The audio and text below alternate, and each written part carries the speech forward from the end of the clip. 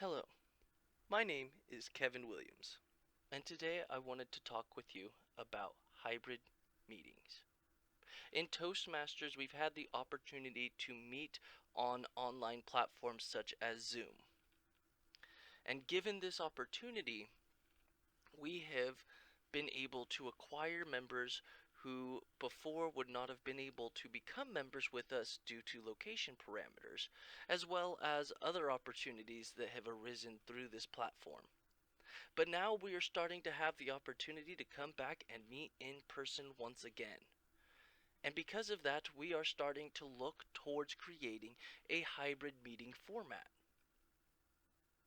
Now, when doing this, we want to do the best that we can to ensure both the members meeting in person and those meeting online have the best experience possible.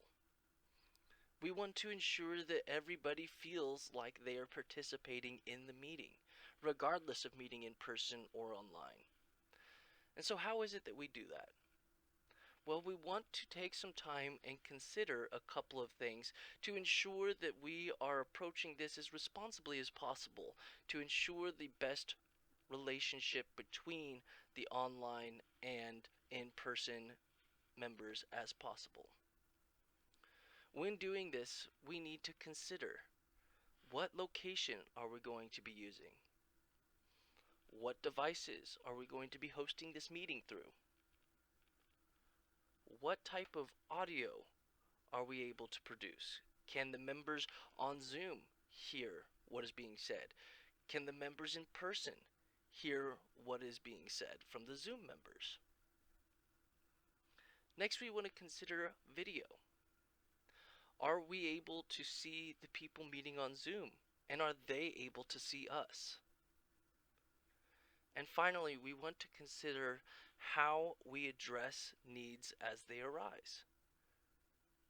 Do we have the ability to notice when somebody's trying to type out in the chat that they have something that's going wrong, that there's a video error or an audio error?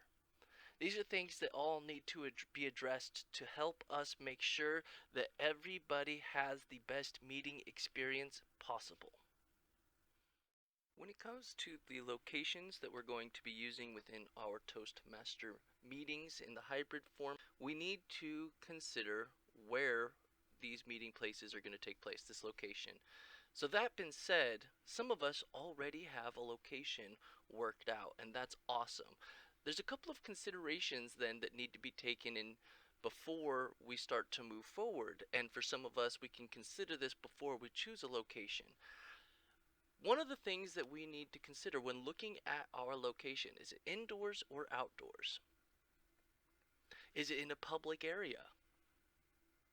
These will affect the audio that you're dealing with, because external noise such as traffic, music, or third parties can influence your Zoom Toastmasters experience. And so we need to consider how this is going to affect us. And in doing so, we can also look into whether or not from there we need to try to find a way to get a directional mic, or if we can use a mic that is omnidirectional, picking up audio from all around us. Question that we need to ask when looking in our location is, are there outlets? Because in order to power a lot of these devices that we're going to be using, we're going to need to find a way to ensure that our devices do not die in the process of our meeting. So look and see, is there an outlet nearby that you can take advantage of? Or am I going to need to find a battery, a power brick, something along these lines that can ensure that my devices have the appropriate power needed to be able to accommodate this meeting? And the last thing that I want us to take time and consider when looking into our location is whether or not we have Wi-Fi. Because Wi-Fi will help us understand whether or not we will be able to get by using a laptop, or if we are going to need to stick to using only cell phones and similar devices within our Toastmasters meeting. Next, we want to talk about the devices that we are going to be using for our Zoom meeting. Now, to cover for the most basic sense is going to be what is it that we're going to host our meeting on? Meaning, are we going to try and utilize a laptop? Or are we going to try and make it by using our cell phones and devices like that? Now, in this consideration, I bring back that point of Wi-Fi, because if we have a way to connect a laptop, I would recommend, if it is within your means, to utilize the laptop, because it gives you so much more control over the Zoom meeting and those hosting abilities, as well as how well you can connect external devices such as speakers and microphones that you can use to enhance the meeting experience for both yourself and the members who are meeting on the Zoom platform. But when we try and use these different devices, sometimes we may find it most beneficial to try to use boosters.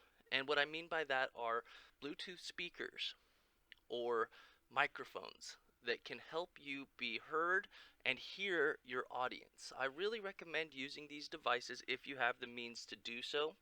Another thing that you can consider in devices is, do you have the ability to take advantage of a TV? When using a laptop, all you need is a simple HDMI cord to be able to connect into the TV and then share your monitor onto the TV. And this will allow your members to see the other members on Zoom in a much larger scale. You can also use projectors to this same effect. Now, this can be accomplished on cell phones as well. It's going to be a little bit more of an involved process, but completely possible. So if you have the means for using a television or a projector, it can enhance your meeting's ability to be able to have everybody seen. But it is something that not all of us will have the means to be able to accomplish. But there will be other devices along these lines that can be able to be helpful to you. Now we want to go over our audio. This can be something that can cause a lot of issue within our hybrid meetings, especially when trying to take advantage of multiple devices.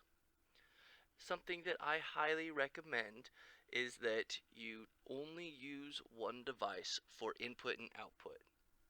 What I mean is the device that is going to produce sound is also going to be the same device picking up sound. So your speaker and microphone are located within that same device. This is important because it stops you from getting those feedback loops of information between the devices that cause that ear-splitting sound we're all too familiar with. We want to do the best we can to avoid hurting our own ears and our ears of the members within the Zoom portion of our meeting. In order to achieve this, we need to do the best we can to ensure that one device is picking up sound and producing sound. That is going to be the biggest and most important thing that we can do to ensure good quality within our meeting. Now, in the most basic sense, we can use our cell phones to be able to produce sound as well as pick up with its mics. And this is something that can actually produce a decent hybrid meeting. And it is all that you would really need in a number of circumstances. However, there are going to be some links and some information about the different devices that we can use for both sound for pickup in the microphones and then as well as sound amplification in speakers. Depending on what device you're using, be it a computer, laptop, or a cell phone, will change how you should approach these different devices. So these are a large consideration, but again, I cannot stress it enough. The device that you are using to pick up audio and produce audio needs to be one and the same. Now we want to go over our camera angles and our video for our meeting. When doing this, I want to tell you guys that you can function one meeting off of a single camera, and this can effectively produce a hybrid meeting. However, I find it to be most effective when you have at least two cameras functioning during a meeting. The reason for this is it gives the opportunity for your Zoom members to be able to look and see the audience, their fellow Toastmasters, just as they would looking around if they were in the meeting in person.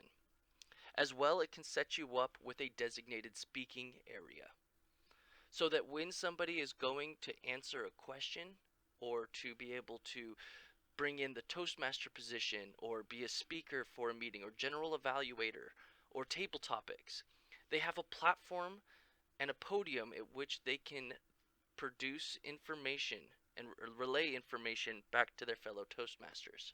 And so doing this brings about two different camera angles, which would require in turn two different devices being used. Which draws me back to what I was talking about within audio. We must not allow for our speaker and microphone to be placed on two separate devices because it will cause a sound loop that will result in feedback that will blow out both your ears and the ears of those meeting on Zoom. So we need to do the best that we can to ensure this is all taking place in one area. Doing this may mean that you have a single device set up for all of your audio playback and pickup. And if that is the case, then there may be that speaking area that people are going to be situated at that might require for your Zoom members to pin the picture of that area so that they don't get reverted by Zoom to where this audio is coming from when they're trying to look at a single person rather than going into that gallery view. So this is something that you can address with your members and let them know so that they can make the appropriate adjustments within their Zoom client themselves to ensure that they get the most out of their Toastmasters meeting experience. The next thing I want to address is going to be the format for your meeting. Now, each individual club has the ability to work this out for themselves. I do recommend, however, that you implement a Zoom monitor, somebody who is going to be checking the chat room, ensuring that there is any questions that are put up in the chat can be addressed. If somebody starts bringing up the fact that they cannot hear the speaker, this is where the person in the Zoom monitor role would be able to address this issue and ensure it gets resolved with as little disruption to what is going on as possible. So it's a very effective and important role that we can ensure people are being let in when they are trying to show up to a meeting, and that when complications arise, they can be addressed to ensure that both the people meeting on Zoom and the people meeting in person are having the best Toastmaster experience possible. We want to do the best we can during this transition to ensure that our members feel like they are included when meeting on the Zoom platform, so that they don't feel like they're missing out on the Toastmasters experience. We'll do the best that we can to our ability, and I believe having somebody do this and manage this Zoom position will help ensure that we are able to accommodate our members meeting on Zoom. You may also consider how you will address the timing situations as well as vote counters, and try and work out the best way to ensure that all of the members in person and Zoom are being accounted for, which may mean that you want your vote counter to have to be a person who is participating in person rather than through the Zoom platform, so that they can accumulate the votes of the members in person and then in turn read the votes that are sent to them through the Zoom chat. This may mean that you're going to use another device that doesn't connect in audio or video to be able to monitor the situation, or this person may be sitting next to an already existing device to ensure that they can manage the situations that arise as best as possible. This is the general overview of things that need to be considered when entering into the Toastmasters hybrid meeting format. Now, of course, there are a lot of ways that this can be improved upon, and in doing so, we might want to spend some time looking at some of the devices that can be utilized. But this is the main bit of information we cover so that we know what we need to plan on to make sure that our hybrid meetings work in as best a way as possible. Again, it's the location that we're using, the devices we'll be taking advantage of, the audio and how we manage that, our video and how we ensure that people can see us and us them, as well as how we manage the meeting. Just a few steps, very basic information I believe for us to cover, but given some time we'll be able to make this even better still. And I know that we can do it since we were able to transition into online so successfully here in Toastmasters. So I look forward to seeing what we can do, but this concludes our introduction to hybrid Toastmaster meetings.